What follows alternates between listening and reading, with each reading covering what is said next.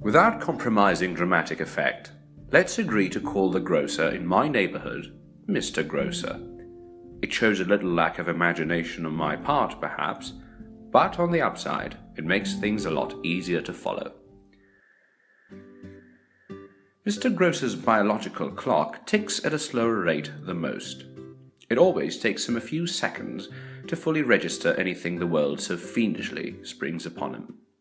Everything catches him by surprise. Some put his condition down to the sort of post-traumatic stress disorder that staring at a 14-inch TV screen for 20 hours a day can just about guarantee. But no one really is quite sure. Still, everyone seems to agree that Mr. Grocer is indeed a grocer, and a very competent one at that. And in keeping up with good grocermanship, Mr. Grocer always strives to maintain the highest standards of his profession. The complete disregard for anything that doesn't look like a TV screen. The absent-minded, half-hearted rummage through the drawer looking for change. The snappy snatch of plastic bags, the finger-licking, the fumbling, the fidgeting, and the whole rest of it. All the while his gaze alternates between fixating at the glaring TV screen and peering into the far distance behind your back, which must be, by the look in his face, painfully intriguing. But of course all of these rites and rituals would mean absolutely nothing without one crucial element: the perfunctory Khelli. Just as I reach my arm out to pay for my groceries, Mr. Grocer has to say Khelli. It's the seal on the deal without which all monetary transactions would be null, void, and unrecognized by the Federation of Municipal Vendors. And he has to do it every time. Every single time. But you know, I don't really mind Mr. Grocer's Khellis. In fact, I think I may even like them a little.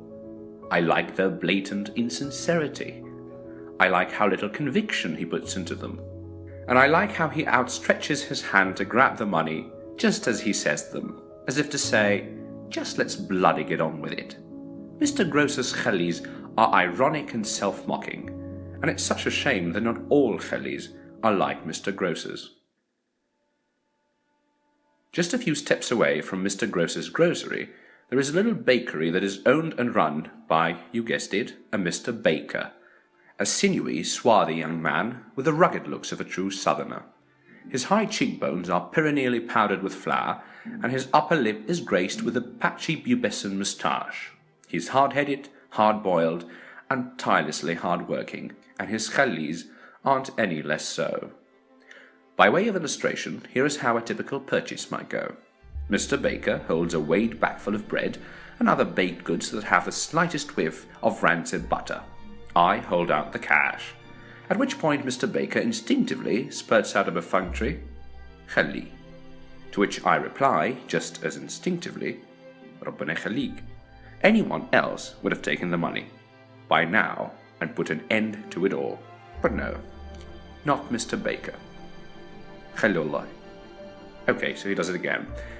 That Mr. Baker is not going down without a fight, but surely, now that he said it twice, he must have exhausted all his mercantile maneuvers. I have got him cornered. Tislam, tfaddal.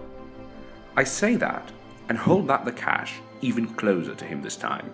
That hand gesture, along with it tfaddal, must be the perfect combo, the final blow that will bring him down to his knees. Any time now, he'll reach his hand out and take the money.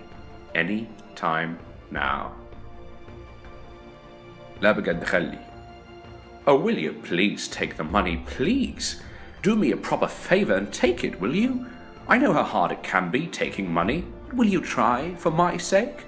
Just try to hold in your generosity of spirit. Try to get a handle on your magnanimous chivalry. Just this once, step off your moral high ground and deal in the dehumanizing, defiling currency of greed and rot that is money. For no more than a fleeting moment, strip that fiscal chastity of yours and let me be your money whore. I wish I could say all that to him, but I don't. Instead, I play along until eventually I pay him the money, get my merchandise, and just bloody get on with it, really.